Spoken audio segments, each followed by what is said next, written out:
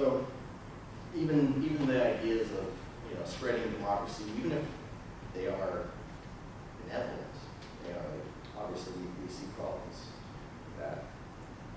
And so these are the two things that Henry David Thoreau opposed, was imperialism and war and slavery. And the issue of war was related to the issue of slavery. And so the Mexican-American War actually led to passing legislation in 1850 called the Compromise of 1850, involved the Fugitive Slave Act. And also keep in mind that California was just an unclaimed territory at the time, and it was vast in resources, and it was claimed by free people. Sorry, the British, the Americans, and the Mexicans all wanted California, and the war ended just a year before the gold rush, 1849. So again, fighting over natural resources, and he didn't find any of this just. So he refused the notion that I should pay taxes to my government, because it can't be my government that also supports slavery. And here we also see a lot of defenders of government use this phrase today, like the government is us, and whatnot, just because we vote. So he refused that notion. Now the original inspiration for Henry David Thoreau's political musings actually came from an essay called The Mask of Anarchy by the author Percy Bysshe Shelley, who was the husband of Mary Shelley, who wrote Frankenstein. And the Shelleys were anarchists, actually, individualist anarchists, nonetheless. And they were in a tradition of British classical liberals. They were supporting free trade and limited or no government. So, for example, Mary Shelley's father was a politician who was for limited government, and the Shelleys, like I said, were already anarchists. So let me quote this poem, because this poem is very influential throughout history, not only through influencing Thoreau, but also Gandhi and Martin Luther King to an extent. Gandhi would quote this poem whenever he was speaking to the audience on the issue of the role of government, and especially about the nature of power, right? So here's from The Mask of Anarchy. This was written in 1819.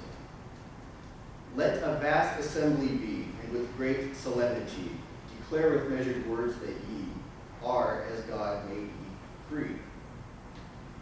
Be your strong and simple words, keen to wound as sharpened swords, and wide as targes let them be, with their shade to cover ye. So let your words be your weapons.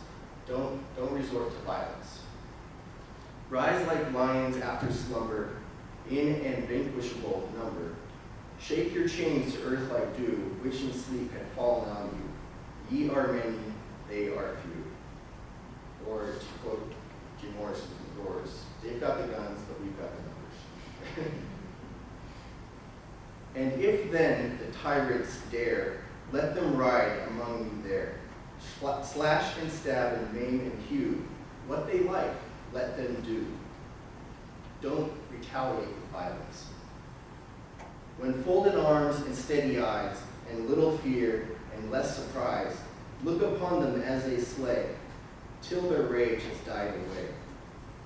Then they will return with shame to the place from which they came, and the blood thus shed will speak in hot blushes on their cheek. Every man and every woman in the land will point at them as they stand. They will hardly dare to greet their acquaintances in the street. So if we respond to violent and coercive acts by shaming them, then that is the proper act. This is civil disobedience, and this is the proper response to those who will use coercion to achieve their ends. So that poem, The Mask of Anarchy, was very influential in the history of civil disobedience. So the essay entitled Civil Disobedience, written by Thoreau, is a summation of his political ideas. And he wrote this in the day he spent in prison. And he was bailed out of prison. His aunt, I think it was his aunt, paid his bail, even against his wishes. Because he said that when the government, when the law is unjust, the only place for a just man is in prison. So in this essay, Thoreau makes a moral case against the government and for peaceful resistance.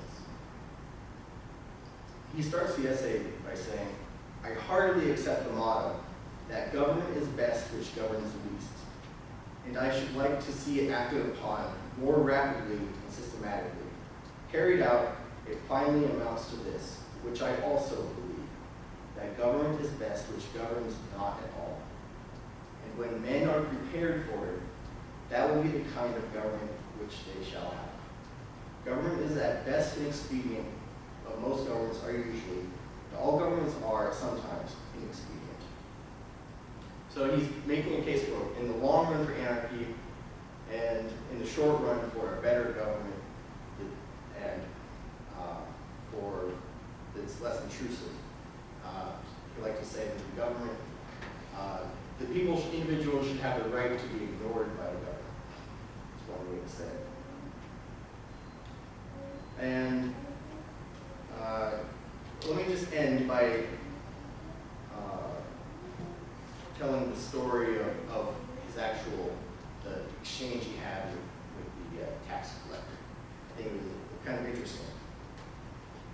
So he was stopped on the street by Sam Staples, the local constable, tax collector, and jailer, and asked to pay his poll tax for the last several years.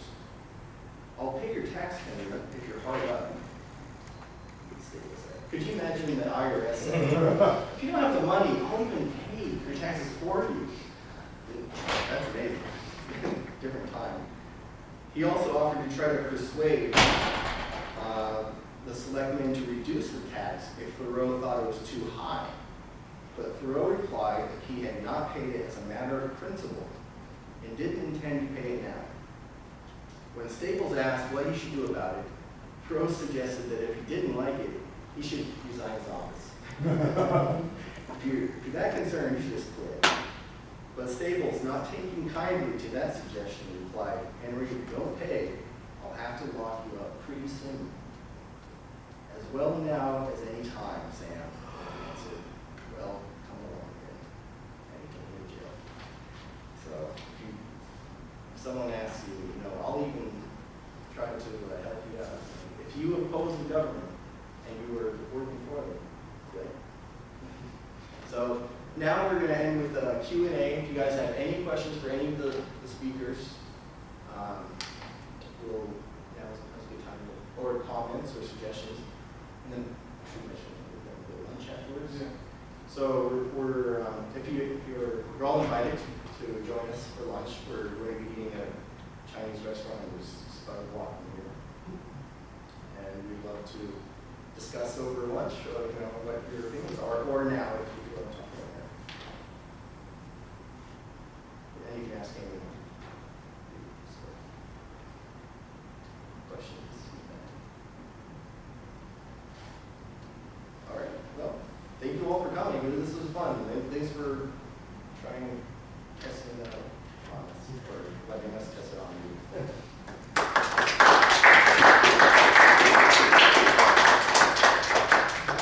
Before you leave, make sure you sign a sign-up sheet and friend us on Facebook, because like I said, we're going to have these on a periodic basis. So thanks for coming. And then if you guys want to use chairs, guys.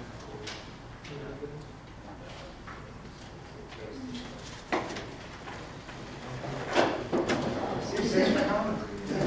And this is the thing I was trying to get to. If you do that on the weekend, it's 20 minutes. Yeah, no, we started late because we knew it was going to be, a lot of people's parking too. So. yeah, thank you. Prometheus went down. Float. And And Prometheus went down is an allegory of Kristen, you know you're supposed to dress up to go to church? I apologize.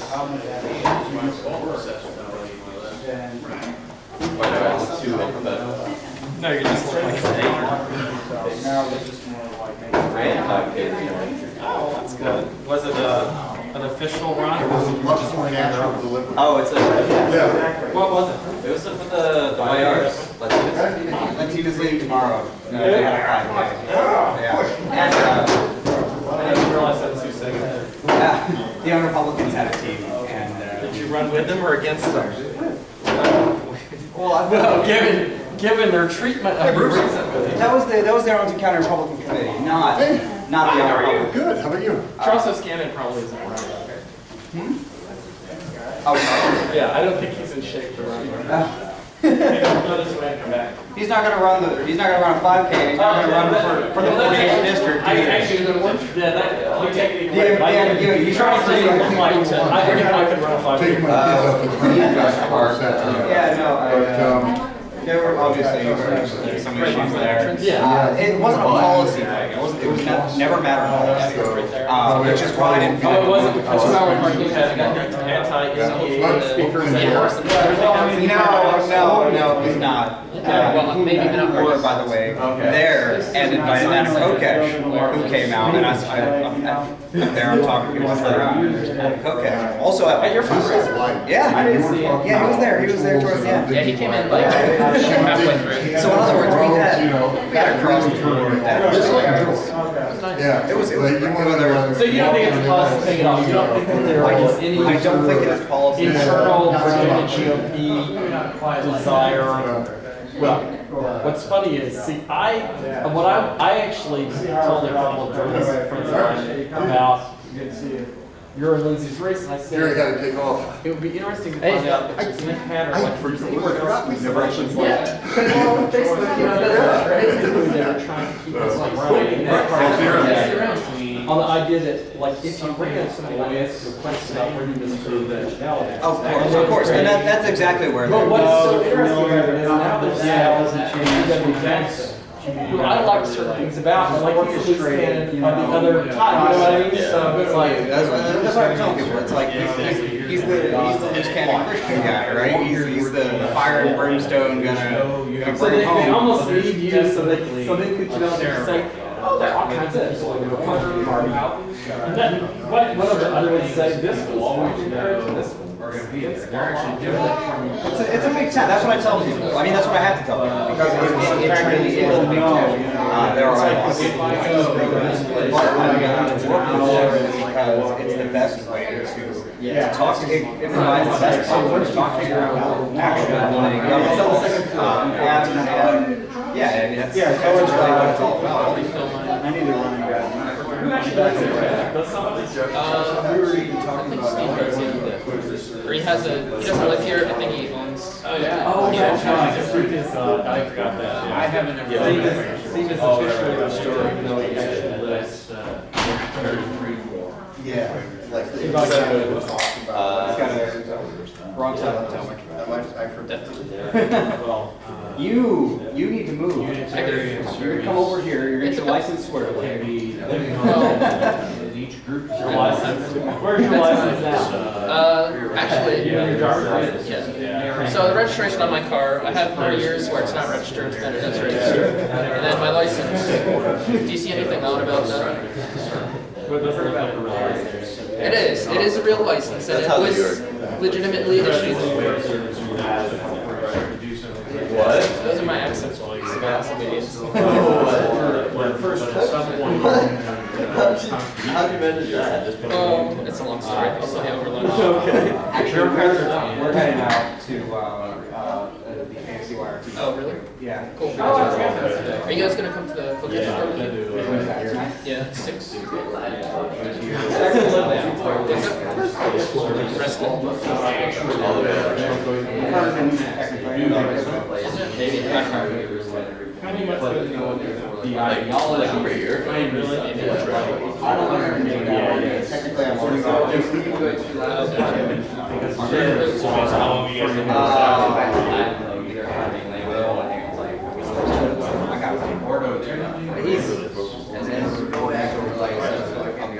Moderate Republican, really bad.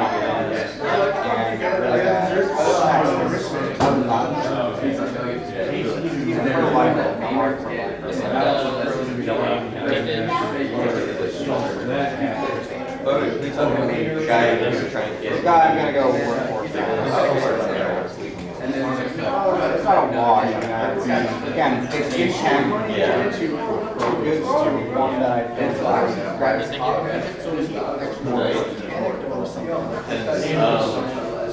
Actually, hey Josh, I'm probably gonna hop out and see what your additional play. Okay, yeah, that's cool. And then. I mean,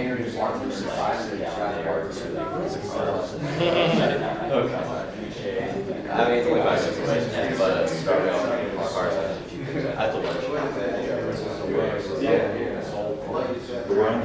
I'm gonna go pay for my car. Chris, I think I've never met you. Maybe, I'm not sure. I think we met one before college. Yeah, so. What do you think? He's like big enough. Well, I'm not really. But I mean, I think there are a lot of people like who are like Christians who would be offended by the idea of calling there in church. There's no God. Quite a bit. It doesn't offend me because I'm not one. So. Right. Yeah. We've gone back and forth quite a bit. But like all the Ron Paul, like You talk about what's important to you. libertarian conservative Christian people in their middle, like all those people who are going to it'd be really interesting to know. How the But maybe they're not the target audience. The target audience is like unaffiliated people who want a spiritual or a sense of community or something. We're still hammering that out.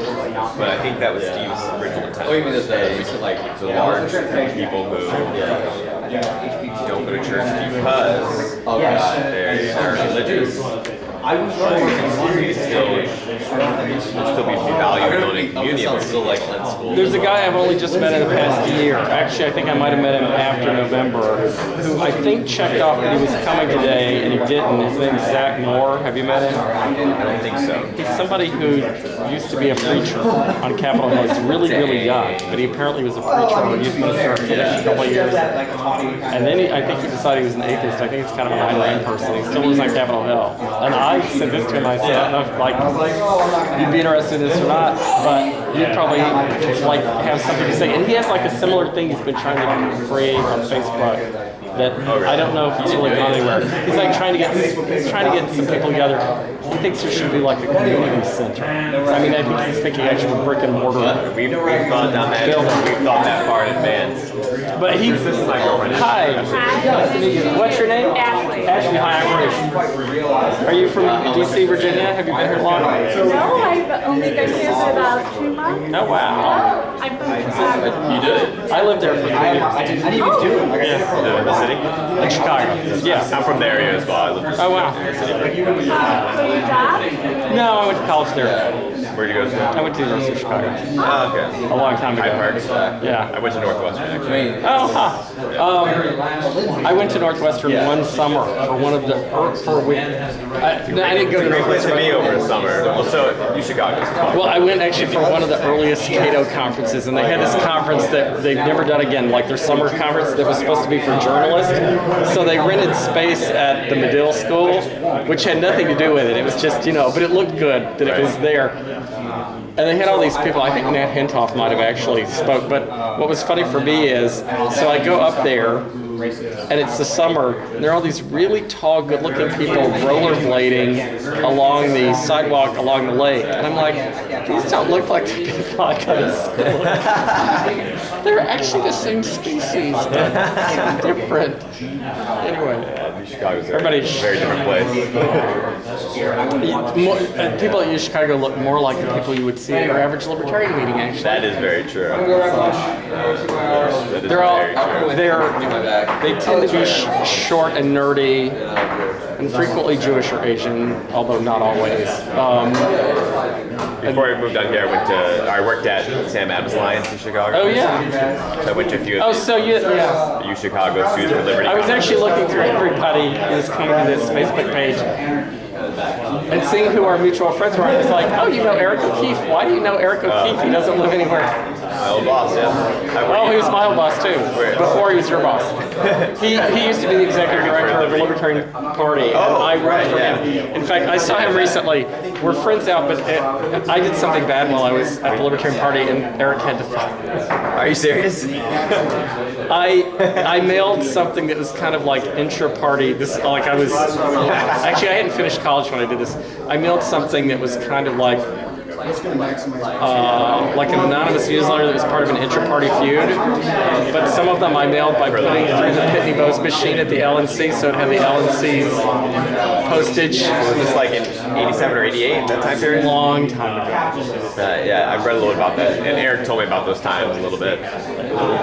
They were kind of crazy. Yeah. It was kind of bad actually because I don't know if things would be any different, but there were all kinds of people. There was so much infighting. There's a chance the Libertarian Party would actually be bigger than it is now, and it would have actually taken a slightly different trajectory even in the mid-'80s, except for the interpersonal warfare, which it was, I didn't start, but I was like a minor cog on the border of. I mean, I was definitely on a side. It was Crane versus Rothbard basically, but there are other people involved too. So. Craniacs. Yeah, I was a Craniac, kind of, or at least I was. Rothbard once produced a long blacklist of people who were Craniacs, and in categories. So Eric is definitely in there. Eric is in there, and Leslie Gray, Leslie, his wife, who wasn't his wife then. I actually introduced them, kind of. I'm sure they met anyway.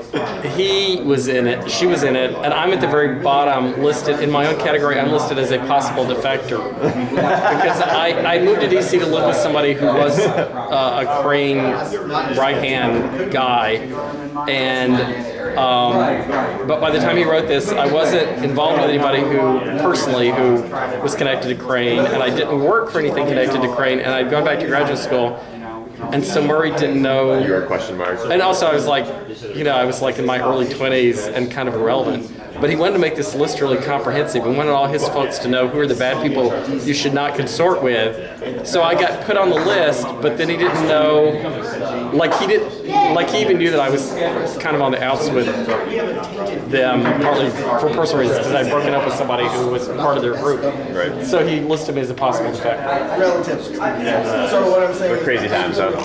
Yeah, kind of. All right. Yeah. I went to Ryan